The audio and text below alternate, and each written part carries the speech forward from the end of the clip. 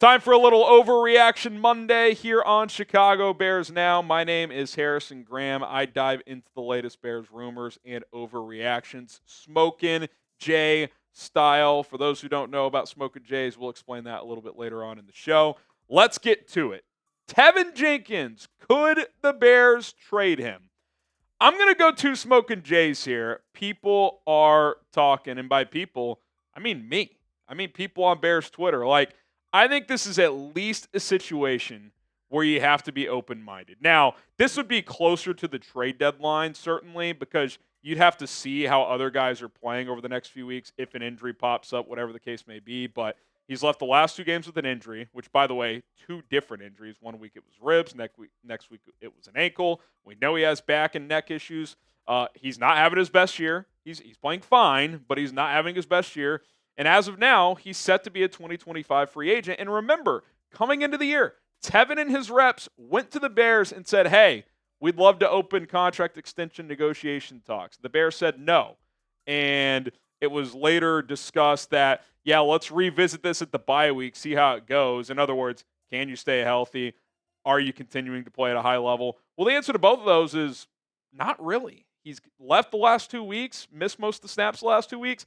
And while he's been a starting level player this year, he has regressed in terms of on the field productivity compared to the last couple of years. So I just kind of look at this and I'm like, the clock is ticking on Teven Jenkins earning a contract extension. Doesn't mean it's impossible. Doesn't mean that door's completely shut. But they were uncomfortable with it coming into this year, despite him being borderline dominant at times last year because of the health issues. Well, he hasn't been dominant this year, and the health issues have still popped up, especially the last 2 weeks. So I just, if you're Teven, if you're the Bears, if you look at this, it's like, if the season ended today, would he get a new deal? I tend to doubt it. So, this offensive line right now, there's been a lot of shuffling, a lot of different guys. Matt Pryor's in there now. He's brought an attitude to this group. Bill Murray came in yesterday, played really well. If you traded Teven, you guys know how I feel about Nate Davis, but if it's just for the second half of this year to be a backup depth guy, I think that's fine. Ryan Bates is coming back from short-term IR soon as well. You've got options if you are the Chicago Bears in terms of getting through this season, especially if you feel good about some of those other guys like Bill Murray. Here's the truth about Teven. He is a starting caliber player. At times, he's dominant. He really is. We haven't really seen that this year, but the last couple of years, at times, he shows dominance. Inconsistent game to game and even within games at times. But when you add it all up, at minimum, he's a starter. And at maximum, he can be dominant.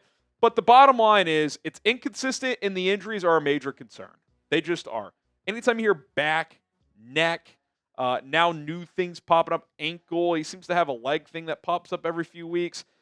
I don't know. It's going to be an interesting month for the Bears and potentially for a guy like Teven Jenkins. The trade deadline is on November 5th. And I just wonder, let's say you sit him this week and Bill Murray plays really well again.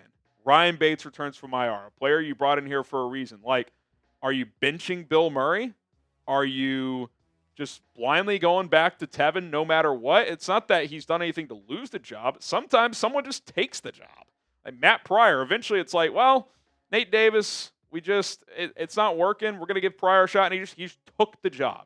So I just look at this what if a team calls they need a guard? Hey, we'll give you a 4th-round pick for Teven because we're comfortable extending him. I might do that, especially if I feel good about the other guys. Would I do it today? No. 3 weeks from now, though, if Bill Murray or Ryan Bates or some other combination of guards have played and have held their own, would I take a 4th-round pick for Teven Jenkins? I probably would. I might even take a 5th. So, pin comment on today's show. YouTube ad break coming up. Would you trade Teven Jenkins for a 4th-round pick if it was on the table? Type Y for yes or type in for no. Next up on our Bears Overreaction Monday, do we owe Shane Waldron an apology? I'm going to go 3 Smokin' Jays. Kind of feels like we do. I can't go all the way for Smokin' Jays. Bear down because there were still things the first few weeks that just did not make sense, and there's still a thing here and there where you're like, that wasn't a good call. Like the 4th and 1 offset fullback dive to Roschon Johnson. Didn't love that. But we got to be honest, it's been a lot better. And 3 Smokin' Jays is the pretty likely category. 0 is fake news. If I was still pissed at Shane, I'd give it 0. One, Smoking Jay is it's barely true. 2 is people are talking. 3, it's pretty likely. 4 is bear down. Again, I'm not quite at a 4, but the last 2 weeks, it's like, okay, this looks like a guy who's called plays for multiple years. Like, I'm not going to act like the guy's reinventing the wheel here, but there's things that make sense. It looks smoother. Like, it's coming together nicely. And maybe some of that's just Caleb's growing up. He's getting better. Like, he's seeing more reps. Of course, it all factors in. Yesterday in particular, the offensive line played better. Like, that helps everyone. But I think some of the adjustments and some of the positive things we've seen the last couple of weeks is, one, he's committing to the run game. Like, he's not bailing on that. More under center play in general, whether that's running the football, play action, boots. Like, we're seeing him get Caleb under center more often. The passing concepts are better. That deep crossing concept, which sprung DJ Moore free, really good concept. Some quick game concepts make sense. It's not just static routes. So that's been better. And utilizing personnel properly. Yeah, Roschon Johnson makes more sense as a goal line short yardage back than Khalil Herbert. I mean, it's just like some of this stuff's kind of basic, but he deserves credit for adjusting these things, and it just looks better. Caleb's more comfortable. That's pretty clear when you watch him play. Now, that's a combination of Waldron probably kind of feeling out Caleb over the first month and putting him in better situations, but also Caleb just seeing more live bullets, right? Like, anything in life, the more you do it, the better you're going to get at it. You may never be great at it. Like, I don't think there's anything I could do to be some kind of scientist, but I'm sure if I studied biology for 10 years, I'd understand it better. Caleb's first 5 starts, it's been linear growth, and I think Caleb deserves credit for that. I think Shane Waldron deserves credit for that. The bottom line is this. The Bears offense, the last 2.5 games, I would say, 16 points in the second half against Indianapolis, 24 against the Rams, 36 against the Panthers, has been pretty good, and Shane deserves credit. It's kind of funny. Offensive coordinator and quarterback are very similar in the sense that when it looks shitty, it's all their fault. When it looks good, they get all the credit. So that's just the life we live in. That is the NFL. It's a results-based business, and the results recently have been pretty damn good. So I'm glad that this has turned a circle because you look back at the first 2.5 games, you're like, he's not this bad.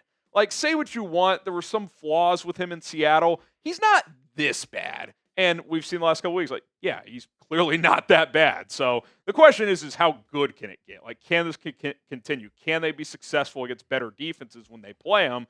That remains to be seen. But I think in the short term, you got to be pretty happy with the progress that's come. All right, Game Time sponsoring today's program. We appreciate the Game Time app, and I know on a personal level I appreciate them because they're my go-to when I'm trying to get tickets to go watch my TCU Horned Frogs play, regardless of sport. There's no doubt that going to see your favorite teams play live and in person, it doesn't get much better, and it's just fun. Get off the couch. Go check out the Bears, Bulls, Blackhawks. Go watch your favorite bands and artists perform because Game Time is going to get you the best deals available. Last-minute tickets for the lowest prices guaranteed. Their newest feature, Game Time Picks, makes getting tickets to go see your favorite events much easier. It'll filter out the fluff to show you the best deal on the best seats, so you don't have to filter through thousands of tickets within the Game Time app, regardless of event, concert, comedy show, sporting event, etc. You're going to be able to see views from the seats. You're going to be able to have access to super deals, as Game Time calls it, which is the best bang for your buck. Sometimes you get a little discount on certain tickets. And again, those last-minute tickets, lowest price guarantee. And I do mean last minute. I have bought a ticket to an event less than an hour before the start of it and got my tickets and got there in time. They're very, very quick with that stuff. So download Game Time today. Use code CHATSPORTS, all one word, to get $20 off your first purchase only right now. Code CHATSPORTS for $20 off. Terms apply. Download Game Time today. What time is it? It's game time.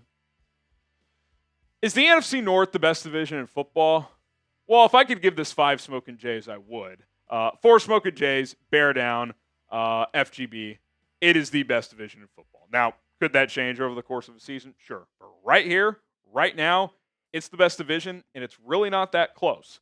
You look at the NFC North standings, the Bears technically are in last at 3-2 because they don't have the tiebreaker over Green Bay right now, FGB in the comments, but 5-0, 3-1, 3-2, 3-2. And forget the record, right? Like, it's early. Things can change on that front.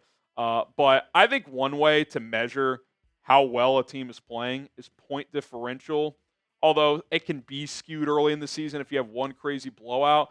But just look at this division, kind of deeper numbers here, right? 14-5 overall record. That's 3 more wins than any other division, which, by the way, the Lions had a bye this week. They're one of the few teams who had an early season bye. Overall point differential, plus 133 in 5 games or 5 weeks. I mean, that is pretty amazing. And all 4 teams are plus 20 or better. The Bears at plus 28 are 4th best in the NFC, and they're in last in their division.